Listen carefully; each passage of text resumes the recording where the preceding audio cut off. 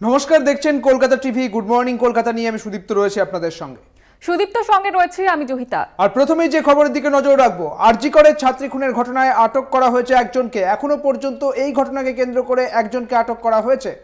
আটক সঞ্জয় নামের এক নিরাপত্তারক্ষীকে আটক করা হয়েছে। এই ঘটনায় তাকে জিজ্ঞাসাবাদ করা হবে বলেই জানা যাচ্ছে।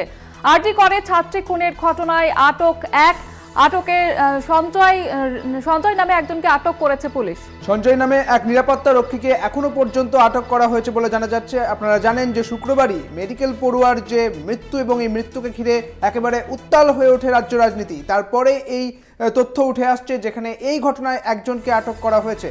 আপনারা জানেন যে ডাক্তারি পড়ুয়ার যে মহিলা ডাক্তারি পড়ুয়ার মৃত্যু হয়েছে, অর্থাৎ মহিলা চিকিৎসকের মৃত্যু হয়েছে, সেই মৃত্যুর ঘটনায় এবার একজনকে আটক করা হয়েছে। আটক সঞ্জয় নামের এক নিরাপত্তা রক্ষী।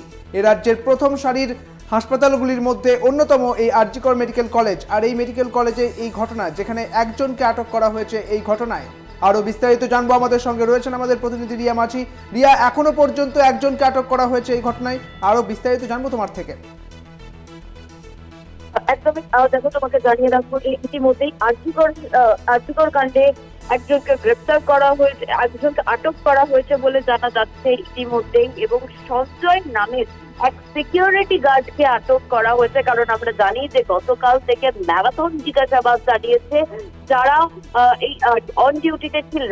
8টা থেকে যারা যেদিকে এই ঘটনাটি ঘটে, সেদিন সন্ধ্যে 8টা থেকে বা রাত 8টা থেকে যারা ছিলেন তাদের প্রত্যেককেই জিজ্ঞাসাবাদ সারছিলেন গোয়েন্দারা। এবং ম্যারাথন জিজ্ঞাসাবাদ শুধু যে ডক্টররা সেখানে ছিলেন এমনটা কিন্তু নয়, group C group D staff থেকে আরম্ভ করে সিকিউরিটি গার্ড প্রত্যেককে কিন্তু এই জিজ্ঞাসাবাদ সারছিলেন। এবং মধ্যরাতে বলা চলে প্রায় 2:30 থেকে 3টে রাতে সেই সময় কিন্তু একজনকে আটক করা হয়।